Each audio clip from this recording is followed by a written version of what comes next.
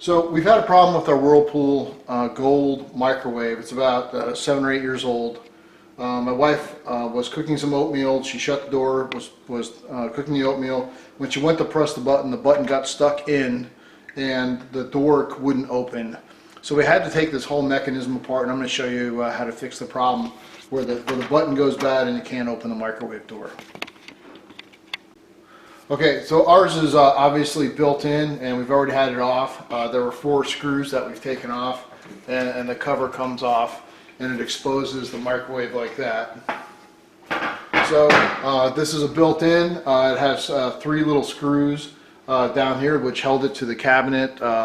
So we've already taken those out, and we're ready to pull the microwave out.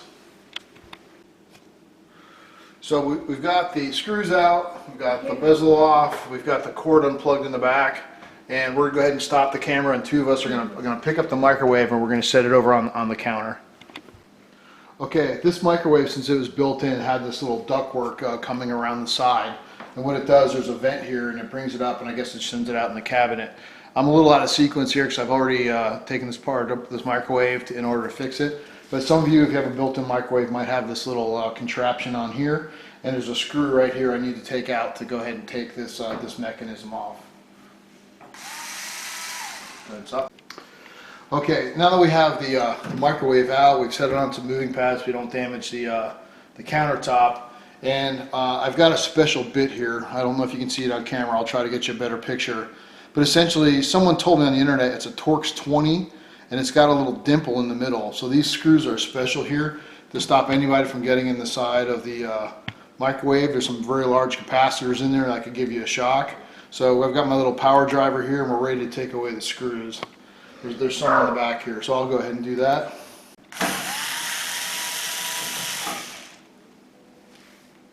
That's good.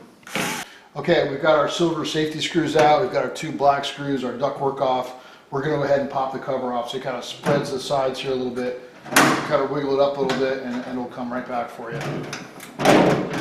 And up and away it comes.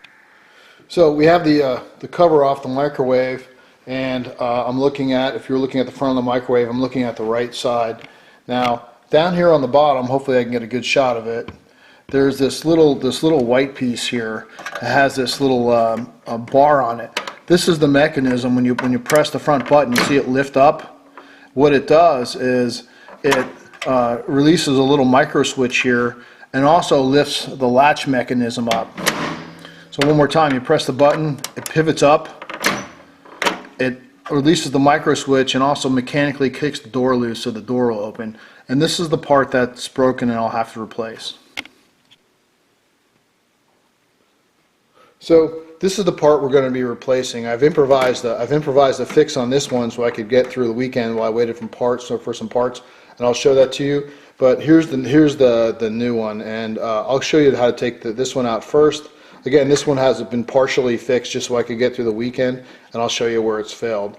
So what we're going to do is this part is held in here. You see these 2 little prongs that hold it. There's these little fingers that hold this part. So what I need to do is kind of like pull back and then get this part out of the way, and we'll go ahead and do that now. So I'm going to go ahead and push in a little bit, and you see how that corner kind of popped out here, and I'm going to kind of wiggle it out and the part has come straight out, and that's how you take the part out. So when this thing broke a couple weeks ago, this little ear broke off on the side. Don't laugh at me, but I had to do an emergency repair. So what I did is I got some very strong epoxy. I got some Legos from my son. I got another Lego part, which was an axle here. I glued it together and used a drill press to drill the hole into the side. So if you have to make an emergency repair, I did a Lego fix.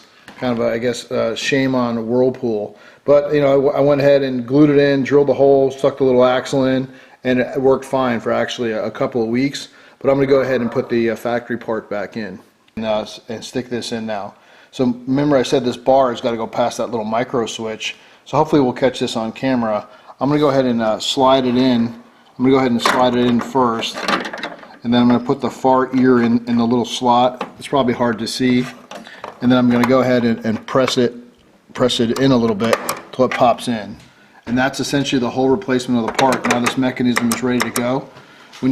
Okay, we're ready to put the cover back on. The part's been replaced.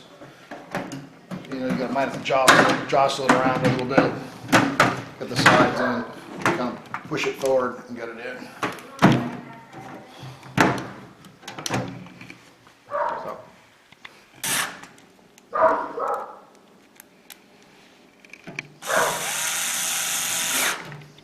Okay, this was a built-in microwave, so it came with this ducting built into it.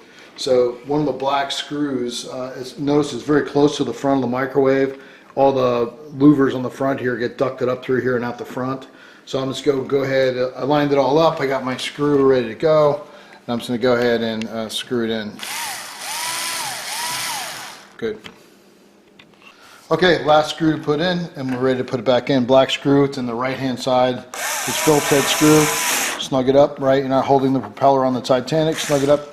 We're good to go, ready to put the microwave back in the cabinet. Okay, we got everything repaired. We got all screws in, we got the ductwork back. We have it pushed back into the cabinet. It took 2 people. Obviously I had to plug in the electric. The electric's plugged in.